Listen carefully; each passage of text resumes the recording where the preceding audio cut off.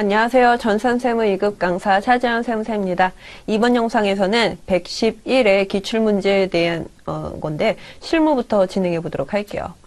일단은 저희는 회사 코드 1112번인 주식회사 대동산업과 관련된 그 실무를 저희가 진행을 할 텐데, 일단 그 첫 번째 문제 일반전표 입력인 거죠. 5문제로 한 점당 3점, 그래서 총 15점으로 배정이 되어 있습니다. 일단은 1월 30일부터 진행을 해보도록 할게요. 그런데 여러분들 이거 그냥 하지 않고 프로그램상에 같이 입력하면서 진행을 해보도록 할 테니까 여러분들도 같이 프로그램 상응 한번 보도록 할게요.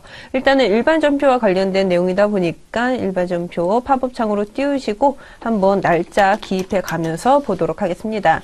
당사가 생산한 제품을 제조부 생산직 직원에게 복리후생 목적으로 제공을 하였다라고 되어 있죠. 그런데 가로 안의 내용을 보시면은 공급 의제에는 해당하지 않는다라고 표현이 되어 있네요. 이게 왜 그러냐면요. 공급 의제라고 하면은 일반전표 입력이 아닙니다. 메인 매출 전표에 가셔야 되는 거 알고 계시죠? 부가세가 부담이 되다 보니까. 그런데 여기에서는 단순히 복리후생 목적으로 우리가 생산하는 그 작업복 아니면은 뭐 신발이라든지 모자 같은 것들이 내가 그 공간에서 직접 소비가 되는 거라고 하면은 그것도 이렇게 해야 되는 거잖아요. 그렇기 때문에 이에 대해서는 우리가 일반전표 입력으로 대체를 해야 되겠다. 일단은 제품에 대한 이런 150번 계정과목 코드로 하고요. 그 다음에 이거 5만원 이렇게 없어졌다고 봐야 되는 거죠. 그런데 이걸 팔려가지고 우리가 이걸 삭제시켰느냐? 그것은 아니라 그냥 단순히 그 생산부 직원에 대한 복리후생으로 대체가 되다 보니까 어쩔 수 없이 일반전표에 이와 같이 없어졌더라. 이렇게 적용까지 이렇게 하시는 거 잊지 말으셔야 되죠. 일단은 제품 없어지고 복리후생비로 대체하는 건 이건 여러분들이 치수를 안 해요. 그런데 이 적용이라고 하는 게 익숙치다 않다 보니까 여기서들 많이 누락들 하시죠. 그 다음에 그 두 번째 보도록 하겠습니다. 4월 1일자예요. 미국 LA은행으로부터 체입한 외화장기 차입금 2만 달러와 이자 800달러에 대해서 보통예금으로 달러를 구입하여 원금과 이자를 지급하였다. 4월 1일에 기준 환율은 달러당 1,400원이다. 단 외화장기 차입금은 거래처 원장을 조회하여 회계 처리하고 하나의 전표로 처리를 할 것. 보시면은 거래처에서 조회하라 라고 되어 있다 보니까 한번 말하는 대로 거래처 원장 가보도록 하겠습니다. 이렇게 거래처 원장 불러왔어요. 그래가지고 계정 과목을 장기 차입금으로 두도록 할게요. 외화장기 차입금 305. 이거 보면은 미국 LA로부터 우리가 이와 같이 빌린 돈이 2,600만 원이에요. 그런데 이게 왜 문제가 되느냐? 문제가 되죠. 왜냐면은 외화이기 때문에. 이때 당시로는 2,600만 원이었는데 지금 4월 1일자의 환율은 1,400원인 거잖아요. 그래가지고 이걸 곱하면은 얼마가 되느냐? 2,800만 원인 거예요. 내가 빌릴 때는 2,600이었지만은 빌릴 때는 내 맘대로 안 된다. 약간 업해진 2,800으로 갚으라라는 거죠. 그래가지고 이거 지금 손실이 발생했구나. 그거 눈치채셔야죠. 2,600만 원으로 일단은 장부상으로 없애줄 겁니다. 일단은 그 차변으로 장기 차입금, 외화장기 차입금으로 LA은행 이렇게 하고요. 2,600만 원 없애주도록 할게요. 왜냐면은 아까 거래처 원장에서 조회된 잔액이 2,600만 원이었기 때문에. 근데 일단 장기 차입금은 그렇게 했다 치더라도 이자 비용은 어떻게 해야 되는 거죠? 이자 비용은 아무래도 이게 비용이다 보니까 거래처 원장에서는 조회가 안 되거든요. 그렇잖아요? 채권과 채무와 관련된 내역들에 대해서만 거래처 원장으로 이렇게 관리가 되는 거지, 그냥 해당 연도에 발생한 수익과 비용은 그냥 그 달에 발생한 거니까 원장으로도 이렇게 조회가 되지 않는다고요. 그렇기 때문에 그와 관련된 숫자를 기입을 할 때도 보시면은 이제 800달러라고 되어 있죠. 800달러에 지금 기준으로의 1,400원을 곱해가지고 이 금액 112만 원일 텐데, 잠시만요. 800달러에다가 곱해서 1,400원 곱하면은 112만 원으로 나오고 있네요. 지금 우리가 지급해야 할 게 112만 원으로 이와 같이 이 금액 그대로 기입해서 반영해 주시기만 하면 된다라는 거죠. 그런데 지금 보시면은 이에 대해서 어디로 보통 예금으로 나가기는 할 거거든요. 근데 이거 금액 얼마로 나가고 있나요? 금액을 얼마로 나갈지 한번 계산을 해보도록 하겠습니다. 일단은 우리가 원금 갚아야 되고요. 그 다음에 이자 지급을 해야 돼요.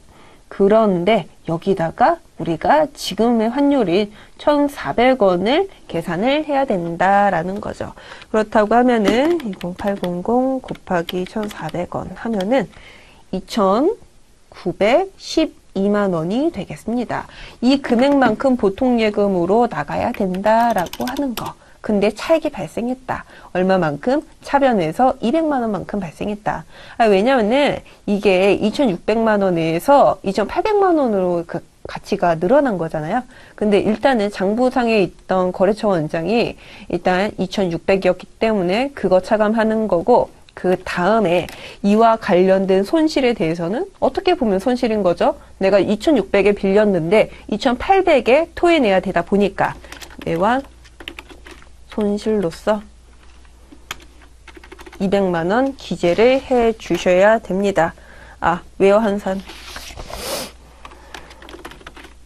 외와 차손으로 해줘야 되는 거죠. 200만 원 기재합니다. 그리고 원래 보통예금으로 이게 국민은행 혹은 뭐 하나은행으로 나갔다라고 이게 자산부채에 대해서는 거래처를 걸어줘야 되거든요. 그런데 문제상에 어떤 은행이라고 언급이 없기 때문에 이거 비워두고 넘어가겠습니다. 그 다음에 그 세 번째 문제를 보시면요. 영업부 사무직을 사무실로 사용하기 위하여 4월 1일에 아래와 같이 주식회사 명단과 체결한 부동산 임대차 계약에 따라서 보증금 2천만 원 중 잔금 1,800만 원을 보통예금 계좌에서 송금하여 지급하고 사무실에 임차로 개시를 하였다. 단 관련 계정을 조회하여 처리할 것이라고 되어 있죠. 한번 내용 좀 보도록 할게요. 계약금으로 200만 원 넣었고요. 그 다음에 잔금으로 지금 5월 6일자에 지불을 했다라고 되어 있네요.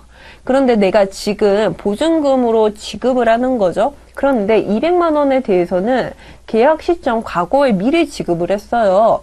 이거에 대해서 우리가 어떻게 처리를 하느냐, 그게 이게 3번에서의 관건이거든요. 여러분 어떻게 해야 되는 거죠? 내가 돈을 지불을 했는데 이에 대해서 미리 지급한 돈으로 선급금으로 처리해야 되지 않을까요? 그렇죠. 과거에는 선급금으로 되어 있었어요. 그런데 이제는 그 선급금이 없어지다 보니까, 왜냐하면 이제 선급금은 없어지고 부동산 임대 보증금으로 대체가 되어야 되는 거잖아요. 그렇기 때문에 나머지 잔액은 보통예금으로 나갔다라고 표현을 하는 거고, 그 다음에 보증금, 임차 보증금이 이제는 나의 자산으로 이와 같이 잡혀야 되는 거죠. 2천만 원만큼 이와 같이 자산으로 잡아줍니다. 이렇게 한번 회계 처리를 해봤고요. 그 다음에 그 4번 문제 보도록 할게요. 전기의 회수불능으로 대손 처리한 외상매출금 275만 원을 회수하여 보통예금 계좌로 입금이 되었다. 단 당시 대손 요건을 충족하여 대손세액 공제를 받았으며 하나의 전표로 처리를 할 것. 8월 20일자 한번 해보도록 하겠습니다. 일단은 돈이 들어왔어요. 그렇기 때문에 보통예금 자산의 증가로서 275만 원 차변으로 대체시켜 줄게요. 그 다음에 그와 관련해가지고 우리가 이제는 부가가치세 예수금을 부담을 해도 되는 거죠. 내가 대손세액 공제를 받았다 할지라도 이제는 실제로 돈을 받았으니까. 그래가지고 부가가치세 예수금 25만 원에 대해서 이와 같이 대변으로 살려줍니다. 그리고 그 나머지 250만 원에 대해서는 그때 당시에 대손 충당금 혹은 대손 상각비라는 뭐 자산의 감소 혹은 비용의 발생으로 어떻게 이렇게 상계했을지 모르겠지만은 일단 이와 같이 입금이 되었다라고 하면은 그건 무조건적으로 대손 충당금에 대한 증가로 우리가 설정한다라고 배웠었잖아요. 근데 외상매출금에 대한 대손 충당금 109로 처리를 해야 되겠죠. 그래서 대손 충당금이라는 이러한 자산의 차감적 평가 계정도 이와 같이 대변으로 늘려줬습니다. 5번째, 9월 19일. 영업부에서 사용할 영업부 차량의 취득세 125만 원을 보통예금 계좌에서 납부하였다. 근데 우리가 차량을 취득하는 과정에서 발생하는 부수적인 비용에 대해서는 그 차량의 취득원가에 가산을 하잖아요. 그렇기 때문에 취득세라는 세금과 공가 혹은 비용으로 처리를 할 것이 아니라 차량 운반거라는 자산의 증가로 이와 같이 125만 원을 잡아줍니다. 보통예금 자산의 감소 대변으로 대체시켜주고요. 지금 저희가 일반 전표 입력과 관련된 내용 5문제 모두 풀어봤고요. 그 다음으로는 매입 매출 전표와 관련된 그 5가지 한 문제당 3점, 총 15점 관련된 내용 진행해 보도록 할게요. 여러분들도 매입 매출 전표 이와 같이 띄어가면서 차례대로 같이 문제 풀어보도록 하겠습니다. 일단은 4월 2일자네요. 제품을 1회 테크에 판매를 하고 다음과 같이 전자세금계산서를 발급하였다. 3월 2일자에 받은 선수금 500만 원을 제외한 대금 중 3천만 원은 주식회사 1회 테크가 발행한 어음으로 받고 나머지는 외상으로 하였다. 일단은 5,500만 원치 우리가 돈 이렇게 팔았어요. 근데 그 중에서 선수금으로 미리 지급받은 돈 빼고 5천만 원을 추가적으로 받아야 되는 거잖아요. 그런데 돈이 모자른가 봐요. 1위테크가 발행한 어음으로 3천 받고 그 나머지는 외상이라고 하네요. 그러면 이거 한번 회계 처리 매입 매출 전표 해보도록 하겠습니다. 보시면은 일단은 과세요. 팔았기 때문에 과세인 거고 일단 11번으로 시작을 하는 거고 세금 계산서 있다 보니까 품목으로는 어떻게 해야 되는 거죠, 여러분들? 제품. 그 다음에 수량 단가는 나와 있지 않고 5천만 원, 500만 원, 1회 테크.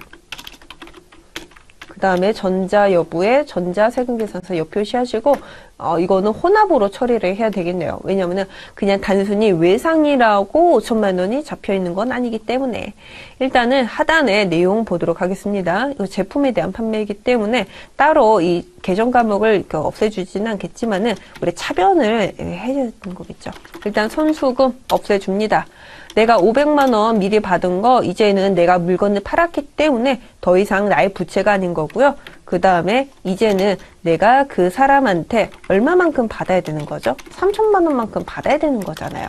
그래가지고 받으러옴이라고 자산 증가시켜 주시고 그 다음에 나머지 2천만 원에 대해서는 내가 그 사람한테 받을 권리가 있는 채권으로서 외상 매출금으로 대체시켜 주시기만 하면 된다. 라고 하는 거. 일단은 선수금의 감소, 받으러 외상 매출금이라는 자산의 증가로서 붕괴는 혼합으로 처리를 해야 되는 거고 2번 문제 가보도록 하겠습니다. 4월 9일자 보도록 할 텐데 해외 매출 거래처인 비테크의 제품을 300만 원에 직수출하고 대금은 1개월 후에 받기로 하였다. 단 반드시 수출신고 번호는 이렇게 입력을 할 것. 그런데 여기서 내국신용장 구매 확인서라는 언급이 없기 때문에 0세가 아닌 16번 그 수출로 해야 되는 건 알고 계시죠? 그 다음에 공급가액으로는 300만 원. 비테크 하시고 그 다음에 0세 구분란으로는 직수출로서 1번으로 채택하시고 1, 2, 3, 4, 5, 001 X로 수출 신고 번호까지 기입했습니다. 근데 이거 대문자 X로 할게요. 대문자 X. 이렇게 했고요. 그 다음에 그 분계는 이거 어떻게 해야 될까? 외상으로 해야 되는 거겠죠. 외상으로서 내가 300만 원어치의 제품 매출이라는 수익이 발생했고 아직은 돈을 받지 못했기 때문에 자산의 증가, 차변에 기입을 하셔야 된다라고 하는 거. 2번 해봤습니다. 그 다음에 그 3번 문제 보도록 할 텐데 5월 29일이에요. 직원 회식대로 제조부 66만 원과 영업부 44만 원을 지출을 하고 침상가등에서 제일카드로 결제를 하였다. 그러니까 총 110만 원 결제를 한 거죠. 그런데 이게 그 성격이 달라요. 60%는 제조, 40%는 영업부. 그렇기 때문에 같은 복리후생비이기는 하지만 500번대, 800번대로 이와 같이 안분을 해줘야 되겠습니다.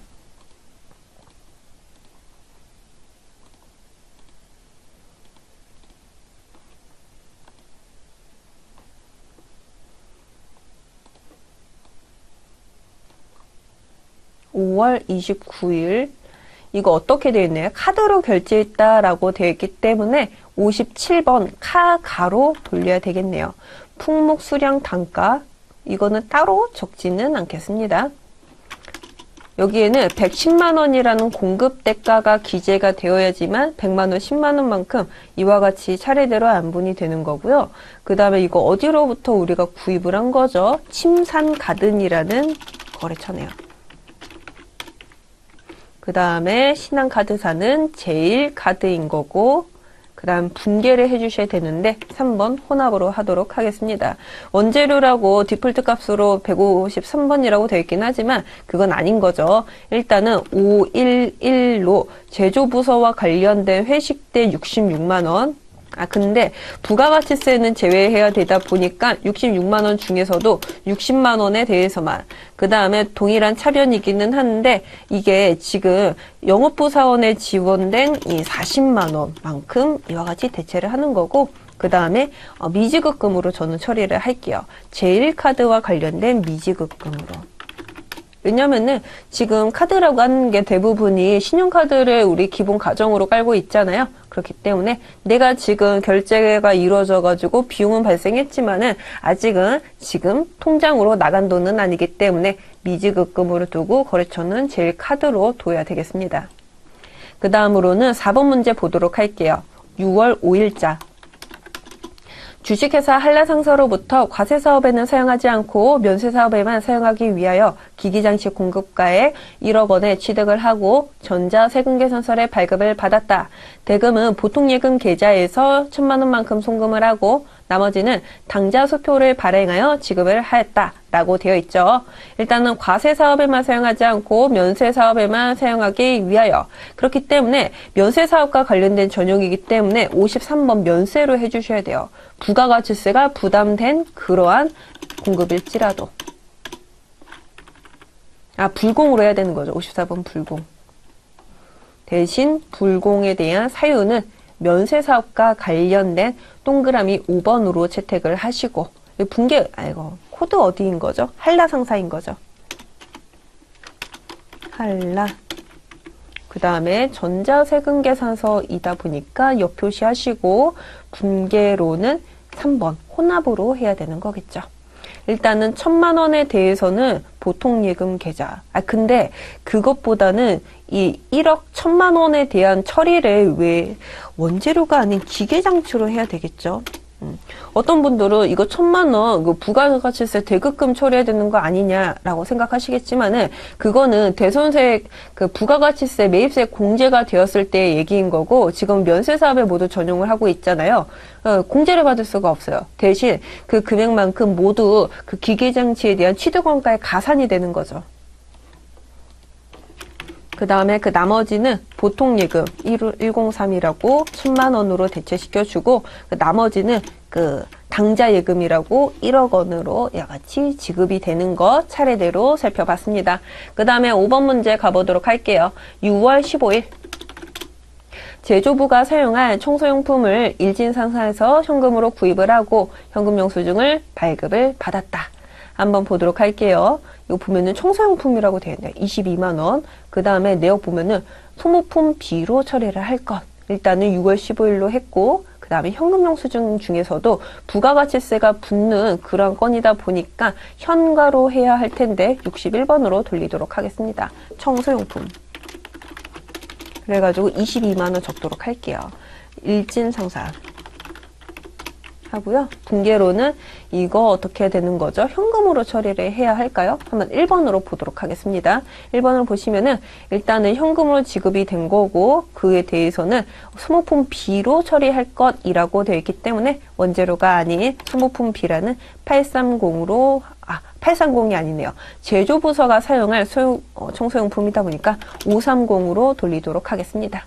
이렇게 5번 문제까지 풀어봤고요. 그 다음으로는 문제 3번인데 문제 3번은 이와 같이 그 첫 번째 문제 4점으로 배점된 수출시장 명세 이와 관련된 내용이고 그 두 번째는 부가가치세 신고서를 작성하는 6점짜리 문제 두 가지로 구성이 되어 있습니다. 첫 번째부터 보도록 할게요. 다음의 자료를 보고 23년 1기 예정신고 기간에 수출시장 명세서와 영세일 매출 명세서를 작성을 하시오. 메인 매출 전표 입력은 생략할 것이라고 되어 있습니다. 왜냐면은 우리가 이와 같이 신고서를 작성을 할 때 일단은 메인 매출 전표에 두고 부속명세서에 작성을 하고 마지막으로 부가가치세 신고서에 반영을 하는 거잖아요. 그런데 여기서는 다 제쳐하고 이거 제쳐두고 여기만 작성하라라고 되어 있네요. 수출 시점 명세 부가가치 두 번째 탭으로 들어가가지고 어디에 있나요? 부속명세서 로마자 1번에 가운데 있습니다. 수출 실적 명세 제임스사 랜덤 기업 큐수상사 세 가지 거래처에서 매출이 발생했는데 보시면은 선적일 시점 그 다음에 환가일 시점 두 가지 일자가 존재합니다. 그런데 우리가 원칙적으로 수출에 대해서는 선적일자를 기준으로 공급 시기를 보고 있기는 해요. 그런데 혹시라도 선적일 이전에 환가가 우선적으로 진행이 되었다라고 하면은 그 환가일을 또 다른 공급 시기로 봤었던 거 기억이 나시죠? 그래가지고 이 두 가지 날짜를 비교를 해야 할 텐데 제임스사 같은 경우에는 선적일보다 환가가 먼저 이루어졌어요. 그렇다 보니까 그와 관련된 적용 환율도 환가 시점에 환율을 적용을 해야 되는 거고 그 다음 두 번째 랜덤 기업을 보시면은 선적일과 환가일을 봤을 때 선적일이 먼저 이루어졌습니다. 그래가지고 원칙적인 공급 시기인 이 선적일 시점에 환율을 적용하면 되는 거고 마지막 같은 경우에는 환가일이라고 하는 게 존재하지 않아요. 그래가지고 선적일 시점에 환율만 적용해도 된다라고 하는 거. 근데 주의를 해주셔야 될 게 이게 엔화 같은 경우에는 엔화의 그 환율이 이 100엔화를 기준으로 하고 있다 보니까 1엔화로 환산한 8원으로 여러분들이 환율을 적용시켜 줘야 된다라고 하는 게 그 세 번째에서 주의해 주셔야 할 사항이라는 거죠. 일단은 그 첫 번째부터 보도록 할게요. 근데 여기가 지금 1기 예정이에요. 그래서 1월부터 3월로 두시고 그 첫 번째 제임스사부터 보도록 할게요.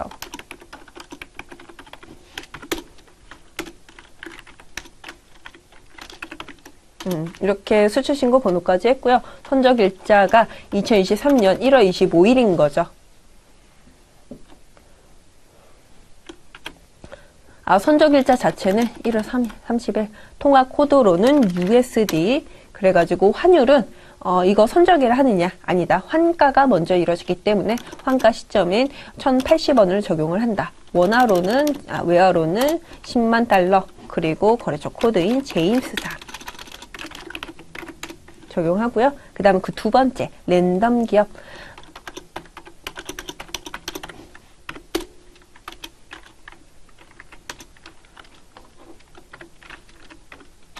이렇게 했고 선적일자가 23년도 2월 20일인 거고 USD 하고 그 다음에 환율은 어떻게 해야 되는 걸까요? 선적일 시점의 환율인 1,050원을 적용을 해야 하고 원화 같은 경우 외화 같은 경우에는 8만 달러로 기재를 해야 한다라고 되어 있습니다. 그 다음에 랜덤 기업이라고. 그 다음에 마지막 큐수 상사와 관련된 건데요. 이렇게 적용해봤고 그 다음에 이거는 재팬이다 보니까 제가 그냥 적겠습니다. JYP JPY 네, JPY인 거죠. 헷갈리네. 환율 같은 경우 이거 800달러 이거 써야 되나요? 800원 써야 되나요? 800원 쓰면 이거 어떻게 되는 거죠? 그 다음에 엔화 같은 경우에는 500엔화인 거죠. 이거 지금 딱 보면은 40억입니다. 근데 이게 40억 아니에요. 왜냐면은 지금 500엔으로 곱해야 할 게 800원이 아니라 1엔으로 했을 때의 환율인 8원으로 해야 된다라는 거죠. 그래가지고 지금 공이 두 개는 없어져야 되는 거죠. 환율에 800원을 8원으로 고칩시다. 엔화 같은 경우에는 500엔화로 동일하죠. 그런데 숫자가 환율이 변경되었기 때문에 아까의 그 40억이 아니라 4억 4천만 원으로 10분의 1로, 아니 100분의 1로 줄어들었습니다. 이와 같이 거래했고요. 휴수. 이렇게 거래처까지 반영을 하고 상단에 F11 저장 버튼까지 눌러주시면 되는 거예요. 2억 3,200만 원이라고 하여서 원화 금액이 이와 같이 책정이 되었습니다. 근데 이걸로 끝나면 안 되는 거죠. 영세율 매출 명세서 이것까지 제출을 해주셔야 된다라는 거예요. 이거는 바로 밑에 있죠. 보시면은 1월, 3월까지 일기 예정으로 이와 같이 조회기간 설정하시고요. 그 다음에 그와 관련된 총액을 우리가 기재를 해야 할 텐데, 문제 보시면은, 직수출이에요. 이거 딱 봐서는, 보시면은, 중개무역 방식, 위탁수출, 내국신용장 혹은 그 밖의 사유들로 인한 여러 가지 매출이 있거든요. 근데 그거 아무런 내용이 없어요. 그렇다고 하면은 가장 기본적인 직접 수출 첫 번째로 기재를 해야 된다라는 거죠. 그런데 얼마이냐? 거래처별로 3건이 발생했지만은 총액은 원화로 했을 때에는 2억 3,200만 원이다라고 하면서 총액을 기준으로 한 그 거래 구분도 이와 같이 별도의 서식을 통해 가지고 작성을 해줘야 된다라고 하는 거 두 가지 살펴봤습니다. 여러분들 두 가지 모두 하셔야 돼요. 한 가지만 하시면은 부분 점수이거나 혹은 점수를 아예 못 받을 수도 있습니다. 그 다음에 그 두 번째 문제 보도록 할 텐데요. 이기 확정이라고 되어 있네요. 부가가치세 신고서 여러분들 같이 띄워주신 다음에 이기 확정 일은 10월 1일, 12월 31일부터 주의기간 설정하고 가보도록 하겠습니다. 매출부터 보도록 할게요. 전자세금계산서 발급분 5억 원, 그 다음에 세액에 대한 거 5천만 원 이와 같이 기재를 했고요. 그 다음에 세금계산서에 의한 거 어디다가 할까요? 세 번째로 해야 되는 거죠. 8천만 원, 800만 원. 세 번째 직수출이라고 되어 있는데 이게 내국신용장 구매하기에서 그런 언급이 없습니다. 그렇기 때문에 1억 5천이라는 금액을 여기 6번 영세 기타란으로 기재를 하셔야 되는 거고, 네 번째 보시면은 영세율 세금계산서 발급분이라고 되어 있어요. 그렇기 때문에 이에 대해서는 5천만 원 영세율 세금계산서 발급분 5번 란에 같이 기재를 해주셔야 되는데, 이 문제가 보시면은 종이세금계산서로 발급을 했대요. 근데 저희는 지금 주식회사 대동산업이잖아요. 법인사업자의 경우에는 세금계산서를 발급을 할 때 무조건적으로 100% 전자로 발급을 해야 됩니다. 근데 종이로 하면은 이걸 미발급으로 봐요. 근데 원래 미발급 같은 경우에는 기본이 2%인 거잖아요. 근데 종이세금계산서는 그의 절반인 1%의 가산세가 붙습니다. 그래가지고 이거 기재하면서 바로 가산세 여기로 가가지고 미발급 5천만 원에 대해서 이와 같이 기재할게요. 근데 이거는 2%의 가산세 100만 원인 거고 1% 가산세는 5,550만 원인 거죠. 그 다음에 그 대손세액과 관련해가지고 5번째까지 해보도록 할 텐데, 확정신고 시 대손세액 공제받은 외상매출금 3,300만 원을 전액 회수하였다. 그렇다고 하면은 대손세액 가감란에 300만 원만큼 증가시켜줘야 되지 않나요? 그래가지고 5,800이었던 매출세액이 300만 원이 증가함과 동시에 6,100만 원으로 이와 같이 변동이 되었습니다. 5번까지 살펴봤고요. 그 다음에 매입과 관련돼서 보도록 할게요. 세금계산서 수치분 일반 매입이라고 해가지고 5,500만 원, 5억 5천만 원 이렇게 기재를 했어요. 5,500만 원 기재했습니다. 그런데 내용을 보시면은 5억 2천은 과세사업과 관련된 매입액으로서 정상적으로 모두 공제를 받을 수 있습니다. 하지만 그에 반해서 나머지 3천만 원은 거래처 접대와 관련된 매입세액이라고 되어 있네요. 근데 세금계산서는 일단 보고 빼잖아요. 넣고 빼잖아요. 그렇기 때문에 공제받지 못할 매입세액으로 여기에 3천만 원, 300만 원 각각 기재를 해주시면 된다라고 하는 거.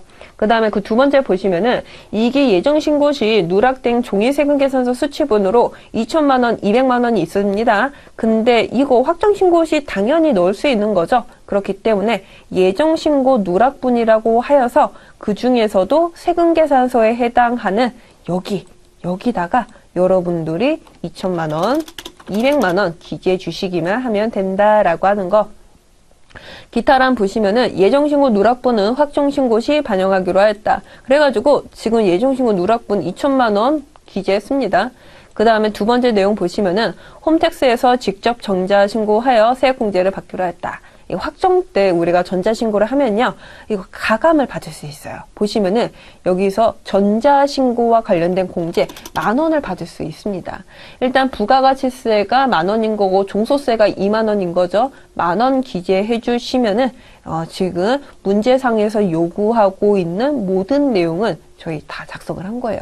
그래가지고 상단에 저장 버튼까지 누르시면 된다라고 하는 거. 2번 문제 6점짜리 풀어봤습니다. 그 다음으로는 결산과 관련된 문제예요. 한번 보시면은 관리부가 2023년도 9월 1일에 구입한 소모품 중 단기말 현재까지 미사용한 소모품은 10만 원이다. 단 비용과 관련된 계정 과목으로 소모품비, 판관비를 사용을 하고 반드시 해당 거래를 조회하여 적절한 회계 처리를 할 것. 뭔가 조회를 하라라고 되어 있네요. 저희 이거 합잔표 가보도록 하겠습니다. 합계 잔액 시산표. 여기 보시면은 한번 대손 그 소모품비와 관련된 그 자산 좀 보도록 할 거거든요. 소모품. 아이고.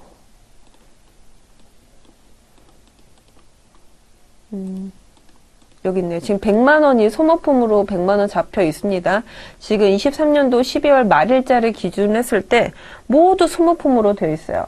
그런데 이 소모품을 이제는 비용으로 처리를 해야 되는 거겠죠? 근데 전액을 하는 것이 아니라 아직 사용이 되지 않은 10만 원을 차감을 한 90만 원은 소비가 되었다라는 뜻인 거잖아요. 그렇기 때문에 이것에 대해서 이와 같이 확인을 하고 일반 전표 입력에 반영을 해줘야 된다라는 거죠. 12월 31일 기준으로.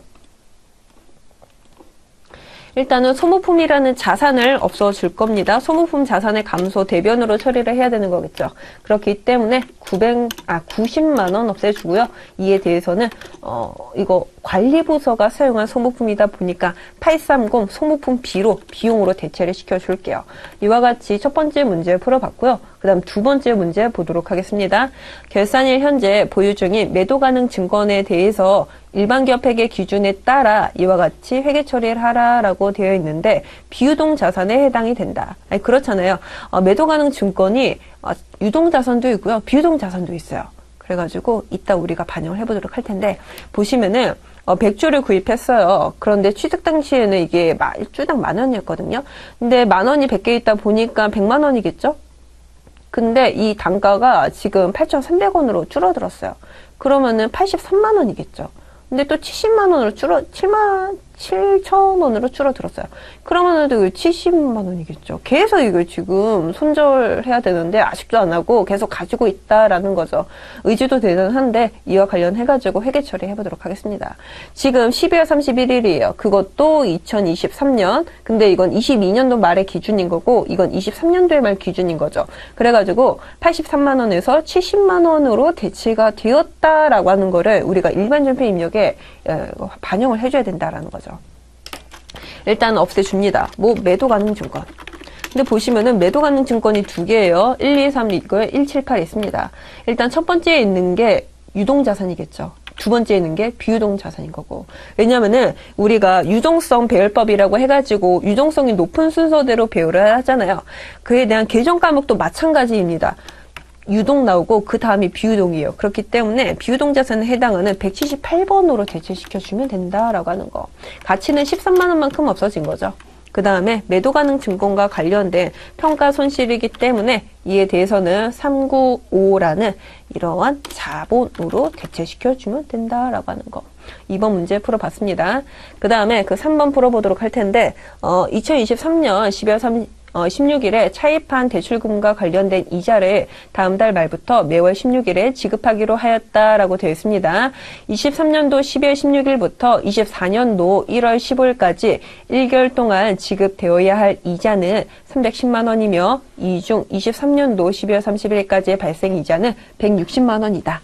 일단은 보시면은 12월 16일부터 한 달 사이에 발생하는 이자가 지금 얼마라고 되어 있네요. 310만 원이라고 되어 있죠. 이자도 엄청 크네요. 그런데 우리가 12월 31일 기준으로 했을 때 이미 발생한 160만 원에 대해서는 발생한 거다 보니까 비용으로 처리해야 되지 않겠나요? 근데 아직은 지급한 것이 아니기 때문에 그렇잖아요. 매월 16일에 지급을 한다. 아직 지급일자가 도래하지 않았어요. 근데 한 거다 보니까 이자 비용이라는 비용으로는 처리를 해야 되겠더군요. 960 이자 비용. 자, 여기 있네요. 이자 비용 951이라고 이와 같이 160만 원 비용의 발생으로 차변에 위치시켜 줘야 되고요. 아직은 우리가 지급을 한 것이 아니기 때문에 미지급금이라는 부채 발생으로 이와 같이 대변에 기재를 해야 되겠습니다. 그 다음으로는요, 그 4번 문제. 당해년도 말 퇴직급여 추계액은 생산직은 7,500만 원, 관리직은 3,500만 원. 그러니까 우리가 혹시라도 생산직 직원이 모두 퇴사를 한다고 하면은 500만 원이라는 금액을 토해내야 돼요. 그리고 관리직이 모두 퇴사를 한다고 하면은 3,500만 원만큼의 퇴직금이 지급이 되어야 돼요. 그런데 이미 설정된 퇴직급여 충당 부채가 생산직의 경우에는 5천만 원이고요. 관리직의 경우에는 2,800만 원이라는 거죠. 근데 지금 현재는 이러한 거고 지금 맞춰줘야 할 거는 이건 거잖아요. 그렇기 때문에 그 차액에 해당하는 2,500만 원, 3,500에서 2,800만 원 차감을 그 700만 원에 대해서는 각각 퇴직급여 충당부채라고 우리가 늘려줘야 된다라는 거죠. 이미 이렇게 있기 때문에 7,500으로 만들기 위해서는 2,500을 더 잡아야 되는 거고 2,800으로 현재 있는 걸 3,500만 원으로 늘려줘야 되기 때문에 그 차익에 해당하는 700만 원만큼을 우리가 늘려줘야 되겠다. 근데 이게 생산직 혹은 관리직 계정 과목 코드 자체가 다르다 보니까 두 가지로 구분해가지고 보도록 하겠습니다.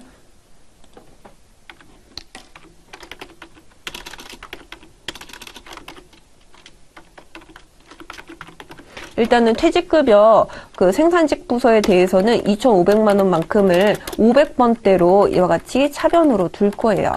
그 다음에 동일한 차변으로 퇴직급여이기는 하지만은 이는 관리직에서 발생한 급여이기 때문에 이에 대해서는 800번대 8065로 그 차액에 해당하는 700만 원 대체시켜 주고요. 그 다음에 그에 대해서는 퇴직급여 추계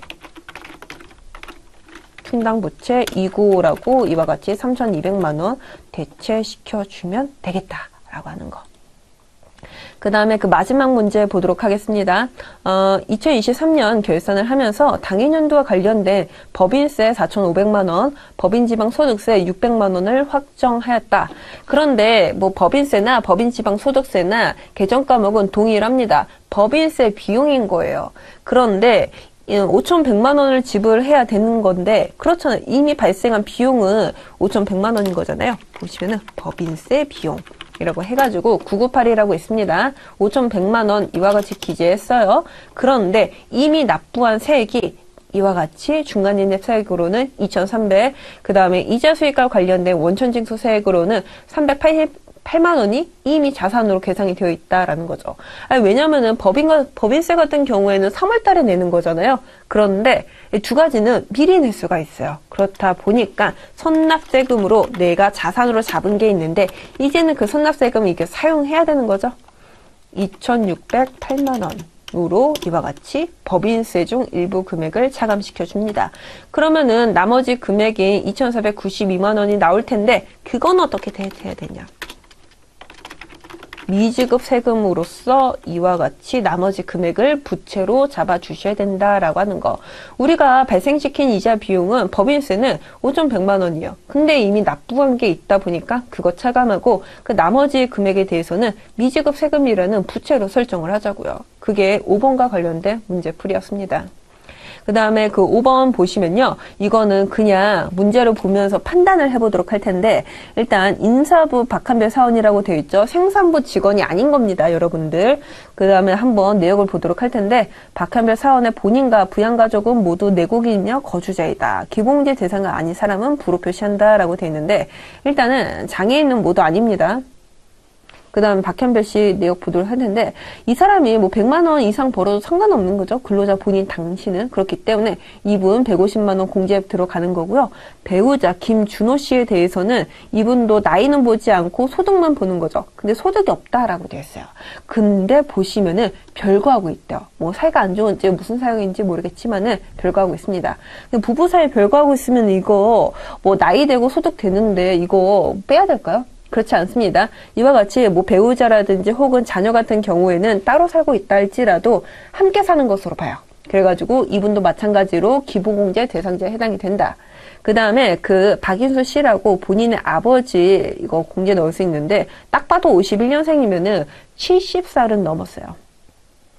70세 넘었습니다. 그렇기 때문에 이분에 대해서는 일단 소득이 없다 보니까 기본공제 150만 원 가능하고요. 장애인에 해당하기 때문에 특별공제, 추가공제 200만 원 가능하고 그 다음에 70세 이상이기 때문에 그 경로다 우제공제 그 100만 원 가능하고 이만큼 공제가 가능하다.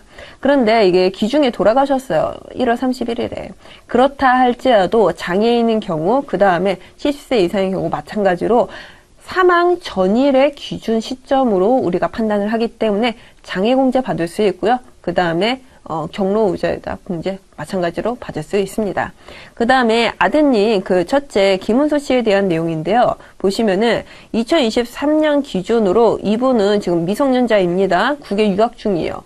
그래서 당연히 동거하진 않겠죠. 그런데 배우자와 마찬가지로 동거하지 않을지라도 이 두 분은 동거한 것으로 본다라고 하는 거.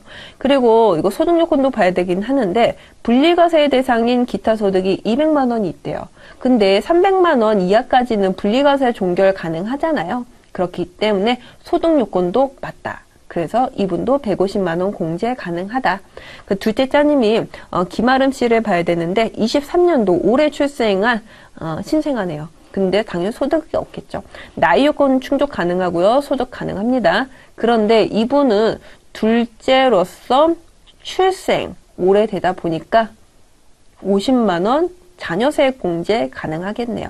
그거 여러분들 체크해 주시면 되겠습니다. 그 다음에 이분은 20세 이하이다 보니까 그 자녀세액 공제 중에서도 첫째에 대한 15만 원 공제가 가능해요. 이거 체크해 주셔야 된다라고 하는 거고, 이를 통해 가지고 우리가 보시면은 수업용 코드로서 원천징수 사원 등록할 때 박사원 코드를 우리가 여기에다가 500번으로 기재를 해야 돼요. 당연히 입사년월이 6월 1일자로 맞춰놔야 되는 거고요. 부양가족 명세에다가 5명에 대한 거, 그렇죠. 5명에 대한 거를 짜라리 이렇게 기재를 해야 하는데 소득이다 혹은 뭐 나이가 안 된다고 하면은 다 여기다가 기본공제란에 부로 표시를 해야 된다라고 하는 거 살펴봤습니다. 그 다음에 그 두 번째 문제인데요. 김기용 씨에 대한 거는 이미 기재가 되어 있어요. 근데 이거를 여기다 기재하라는 게 문제가 아니겠죠. 보시면은 연말정산 자료는 다음과 같다. 연말정산 추가 자료 입력에 전 근무지 내용을 반영하여 소득명세 탭, 부양가족 명세 탭, 신용카드, 연금저축 탭을 모두 작성을 하시오. 작성 안 할 거예요. 그냥 판단만 해보도록 하겠습니다. 이분이 지금 보시면은 언제 입사를 했느냐 내용 보면은 7월 1일자에 입사를 했어요. 그렇다고 하면은 7월 1일 이전에 근무를 한 그 해탈 상사, 해탈을 했네요. 그래가지고 퇴사시켰네요. 6월 30일까지는 전 근무지에서 근무를 하고 이제는 여기 어디인 거죠?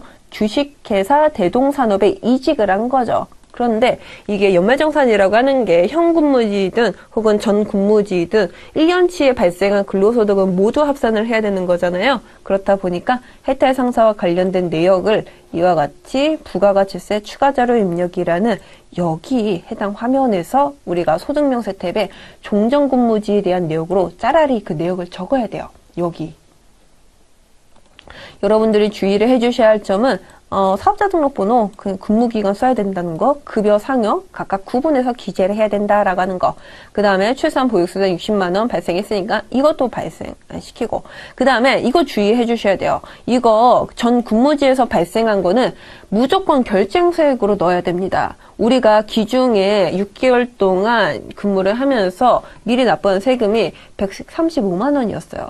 그런데 내가 중도퇴사자에 대한 연말정산을 하다 보니까 내가 이만큼 납부해도 됐었더라.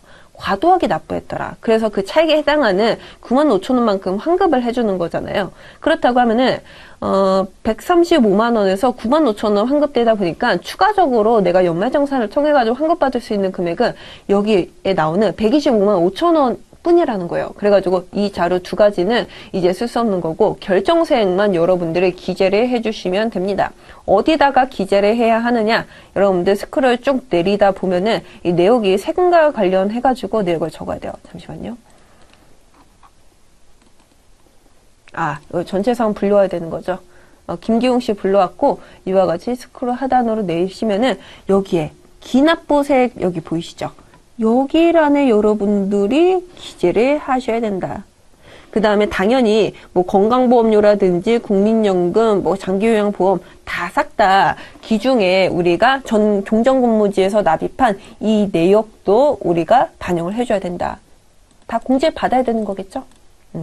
그 다음에 종전근무지와 관련된 내역 입력이 모두 완료되었다라고 하면은 이제 본격적인 지출분에 대해서 우리가 싹 다 이렇게 정리를 해야 되는 거잖아요.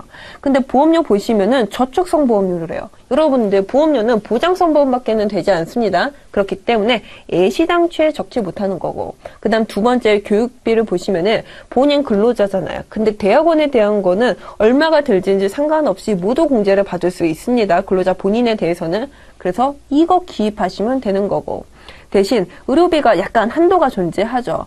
안경 혹은 렌즈 구입비의 경우에는 1년 50만 원 값게 공제가 되지 않습니다. 그래서 60만 원이 아니라 50만 원으로 기재를 해야 되고요. 그 다음에 본인의 질병치료비라고 250만 원 있는데 이게 이렇게 보험에 가입되어 있다 보면은 일부 그 수령을 받을 수 있잖아요. 그래서 본인이 실로 이렇게 지급을 한 의료비는 250에서 50만 원을 차감을 한 200만 원입니다. 근데 200만 원을 기재하는 것이 아니라 이와 같이 의료비에 대해서는 실손보험 수령액이라고 하여서 차감을 할 수가 있어요. 총액법으로. 그래서 각각의 금액을 기재해 주시면 되는 거고, 그 다음에 신용카드 사용액 같은 경우에는 이거 대중교통에 대해서 120만 원 쓰고요. 전통시장이라고 하여서 30만 원 기재하고, 도서 공연비라고 하여서 20만 원 각각 해당 코드에 여러분들 기입만 해주시면 되는 거예요.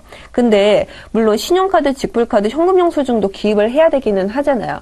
그런데 공제율이 30% 혹은 40%에 해당하는 이 공제율과 중복으로 받을 수 없다고요. 그렇기 때문에 신용카드에 대해서는 2,120만 원에서 120을 차감을 한 2천만 원만 기재를 하는 거고, 직불카드도 마찬가지로 전통시장분에 대한 30만 원 차감해가지고 100만 원만 기입을 하는 거고, 그 다음에 현금영수증에 대해서는 120에서 20만 원을 차감을 한 100만 원만 기재를 싹 다 해줘야 된다라는 거죠. 중복이 안 되다 보니까. 근데 이에 대해서는 더 큰 공제율이 적용을 받다 보니까 우선적으로 여기다가 배정을 하고, 그 나머지에 대해서 실직, 현 각각의 금액을 기재해야 된다라는 얘기입니다.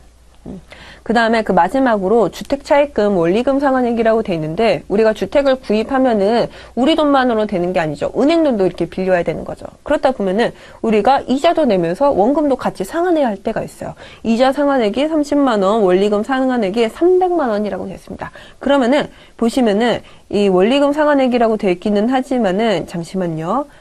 연금저축 원리금 상환. 첫 번째 탭에 있을 거예요. 퇴직연금, 연금지척, 그 다음에 연금계좌. 잠시만요. 월세는 아닌 거죠. 여기다가 그대로 넣겠습니다. 장기주택 저당차입금 이자라고 하면서 맨 마지막 코드 보시면은 연말장소 입력이라고 되어 있고 노란색이 있잖아요.